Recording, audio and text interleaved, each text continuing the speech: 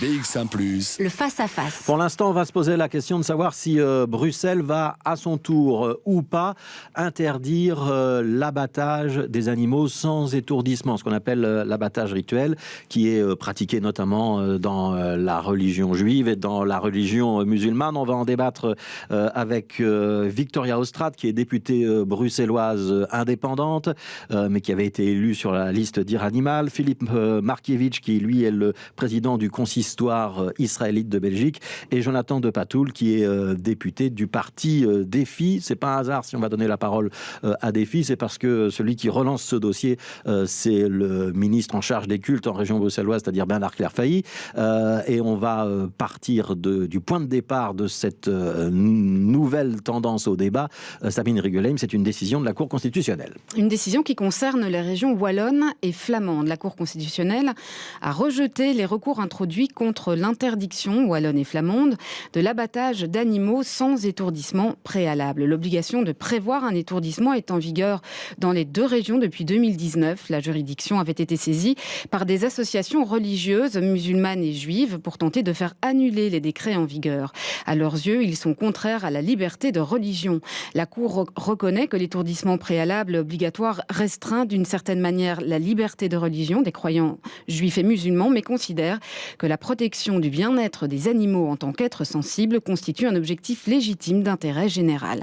Et en région bruxelloise, Bernard Clairfailly, le ministre bruxellois du bien-être animal et le ministre en charge des cultes, souhaitent que Bruxelles s'aligne sur la Wallonie et la Flandre. Il a annoncé cette semaine sur BX1 qu'il mettrait le dossier sur la table du gouvernement le 14 octobre. Alors on va commencer avec vous, Jonathan de Patoul, pour avoir une petite explication de texte, parce que ce n'est pas du tout dans l'accord de gouvernement. Donc il n'y a a priori pas d'accord au sein de la majorité bruxelloise sur cette question. Est-ce que Bernard Clairfailly est en train de faire un coup pour marquer un petit peu la singularité de Défi au sein de la majorité, ou est-ce que vous avez déjà des discussions avec vos partenaires de majorité, les socialistes, les écologistes notamment, pour faire avancer cette question ?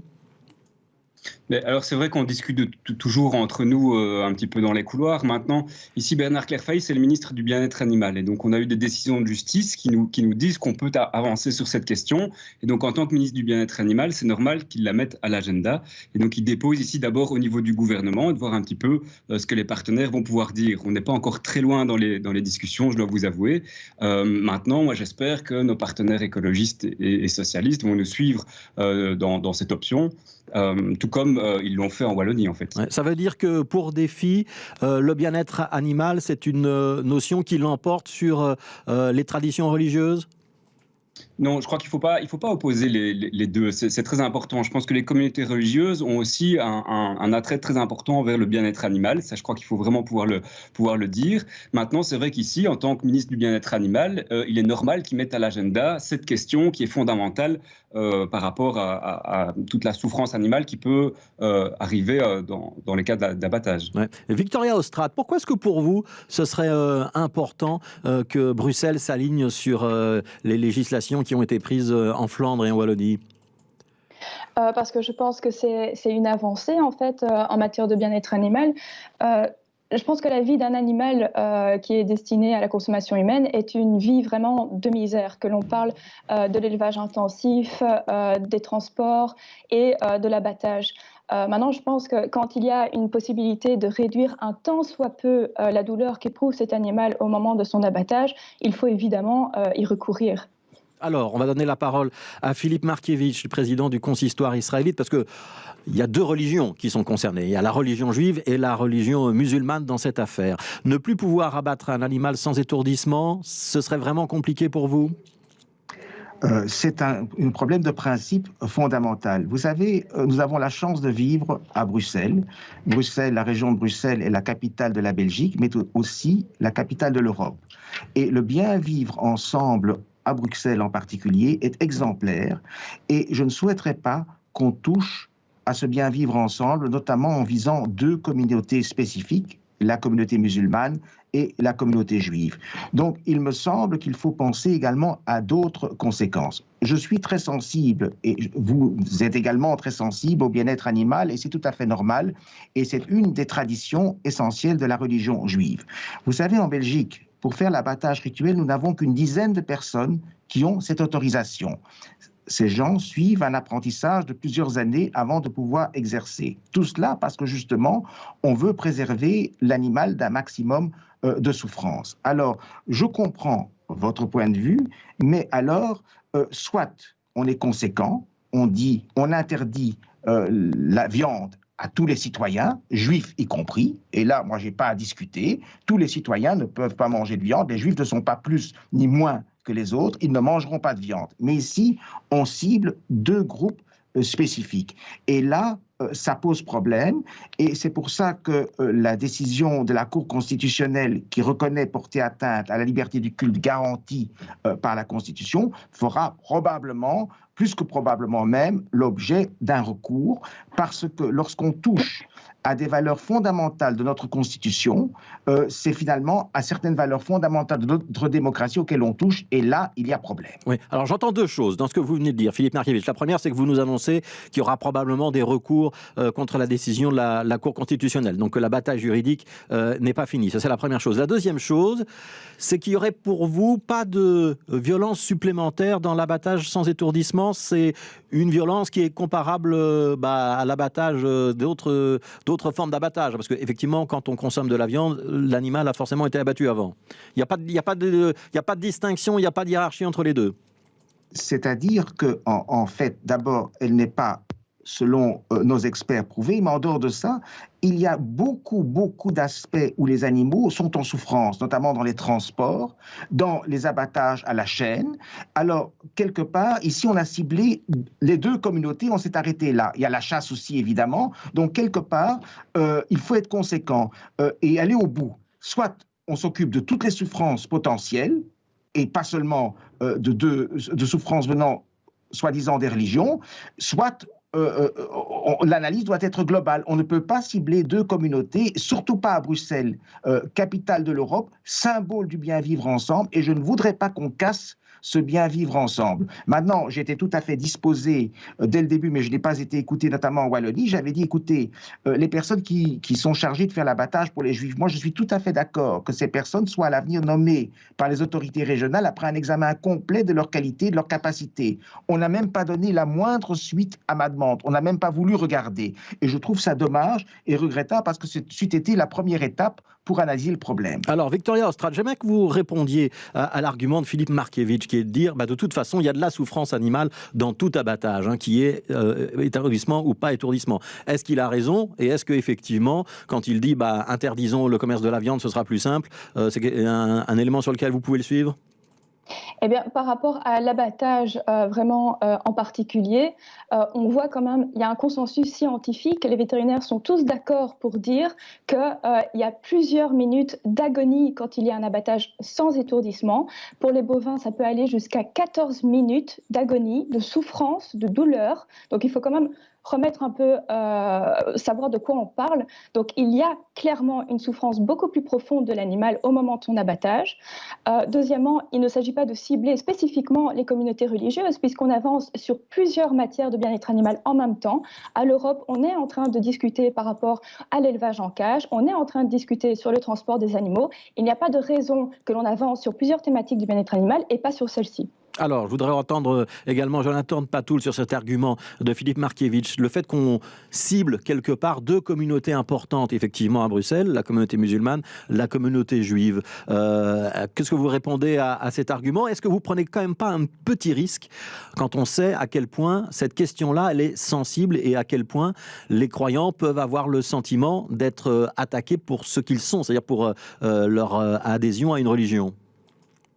Mais oui, je crois que la question est effectivement sensible et donc il faut être à l'écoute, il faut entendre les différentes parties et surtout il ne faut pas opposer d'un côté les associations de bien-être animal et de l'autre les cultes. Alors moi je crois que... Attendez, les gens n'attendent pas tout. Ça veut dire que vous seriez prêt à entrer dans une discussion et que ça ne va pas être une proposition d'ordonnance qui va venir d'en haut et qui débarquera un jour au Parlement bruxellois?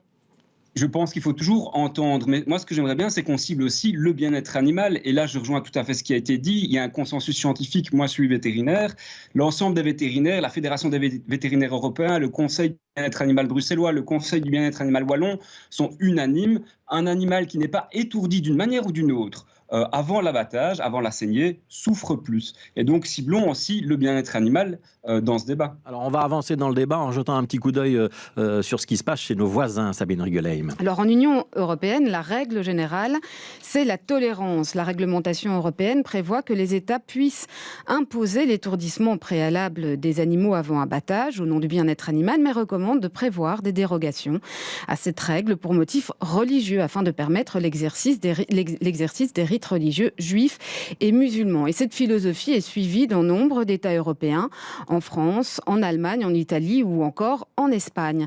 Mais plusieurs États interdisent l'abattage sans étourdissement. C'est le cas par exemple de la Suède, du Danemark, de la Norvège, de la Slovénie, de l'Autriche et chez nous en Belgique, de la Wallonie et de la Flandre. Mais cela pourrait changer. Récemment, en décembre 2020, la Cour de justice de l'Union européenne a estimé qu'il n'y avait pas d'obligation pour les États de prévoir de dérogations à la règle générale. Alors je veux quand même vous poser cette question, Victoria Ostrad. Si on interdit à Bruxelles, comme on l'a interdit en Flandre, comme on l'a interdit en Wallonie, qu'est-ce qui empêchera qu'on importe des animaux qui auront été abattus ailleurs? Est-ce que c'est pas ça quand même un petit peu la faiblesse du raisonnement?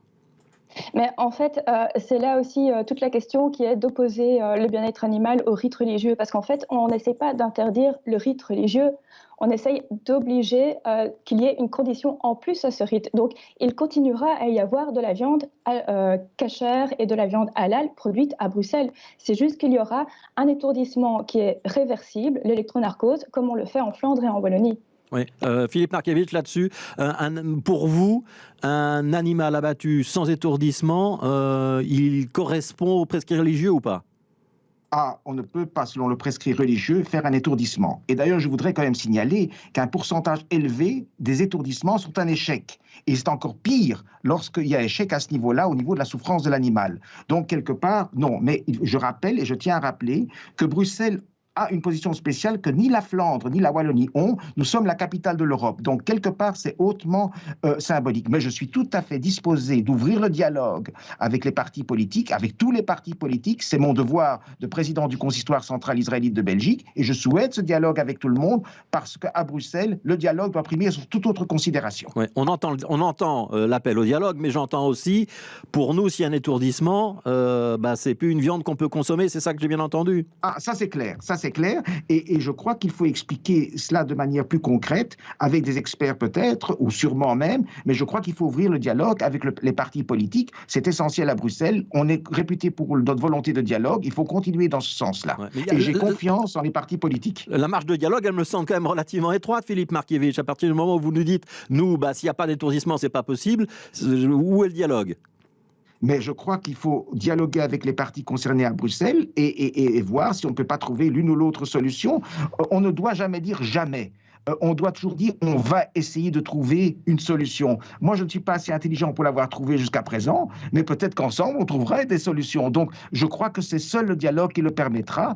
Il n'y a rien qui brûle, heureusement. Et surtout que, comme vous l'avez reconnu, il y a d'autres aspects de souffrance animale qui sont actuellement à l'étude. Alors, je dirais, pourquoi cibler ces deux-là?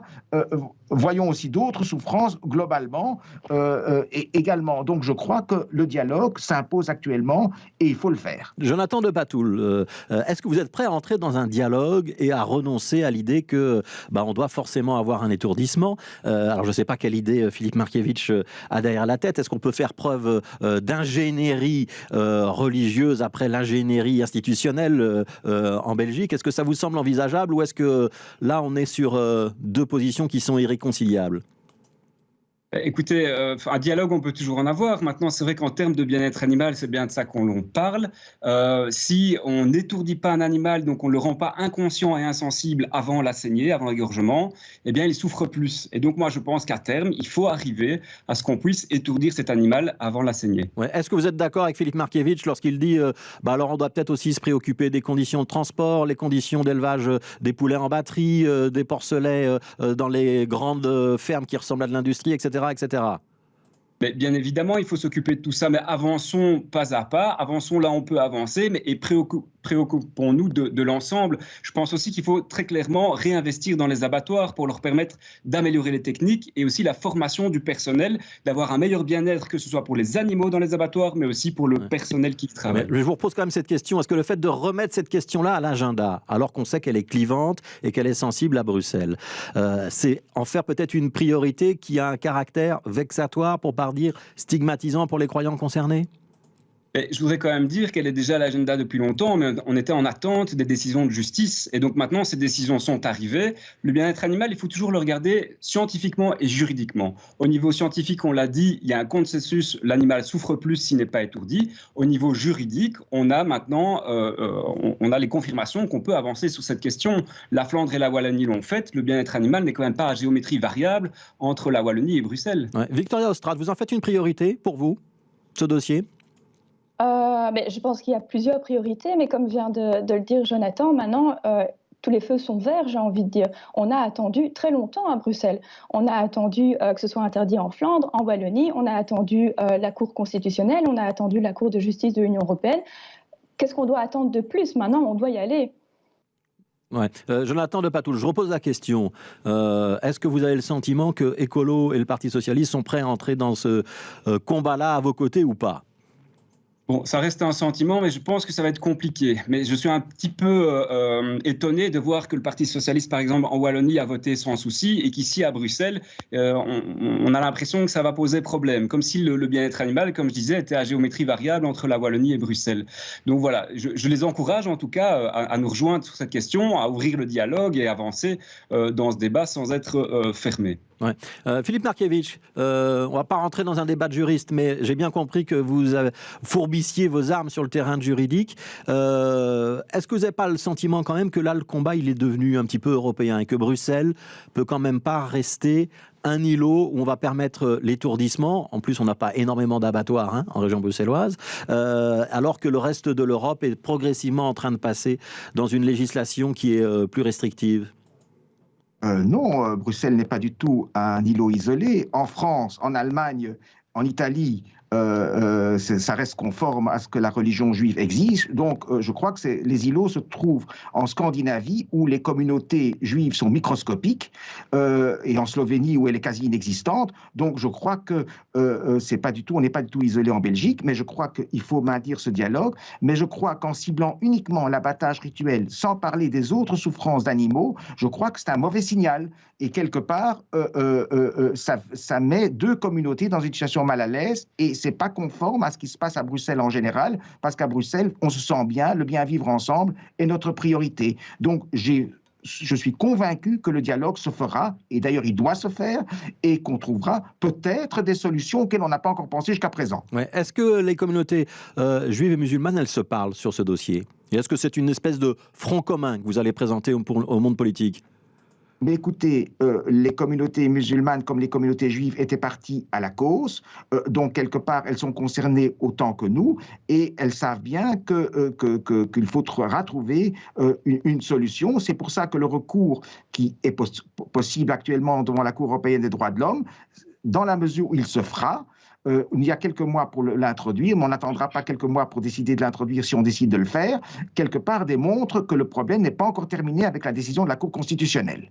Une dernière question pour vous, Victoria Ostrate. Jonathan de Patoul, il est dans une majorité. Et donc, on va voir ce que décidera la majorité, si Défi est suivi ou pas. Vous êtes une députée indépendante. Est-ce que si Défi ne va pas au bout de son idée, c'est vous qui déposerez une proposition d'ordonnance ou pas? Est-ce qu'on va se compter un jour sur cette question au Parlement? Mais je pense que c'est inévitable. Je pense que dès le départ de la législature, on savait qu'on allait devoir débattre là-dessus et qu'on allait devoir prendre position. Ce n'était pas possible de rester dans cette situation où on est les seuls en Belgique à continuer à autoriser quelque chose qui va à l'encontre du bien-être animal et qui est interdit en Flandre et en Wallonie, évidemment. Donc ça veut dire que vous déposerez quelque chose au Parlement? Oui, s'il le faut, oui. Ouais. Jonathan de Patoul, si Victoria Ostrate ne le fait pas, c'est Défi qui le fera? Ou est-ce qu'on va d'abord se compter au sein du gouvernement? on va d'abord se compter au sein du gouvernement, on va voir, mais si ça ne passe pas au niveau du gouvernement, on le poussera au Parlement, il n'y a aucun souci. Merci beaucoup à tous les trois. Jonathan Depatoul, député pour Défi, Victoria Ostrate, députée indépendante, et Philippe Markiewicz, qui est le président du consistoire israélite de Belgique. Merci à tous les trois pour ce débat respectueux, même si on a compris qu'il y avait une certaine distance, on va dire, entre les positions des uns et des autres. Mais on a compris que le débat n'était pas fini, loin de là, vraisemblablement. On va tourner une petite page de pub et il sera 13h.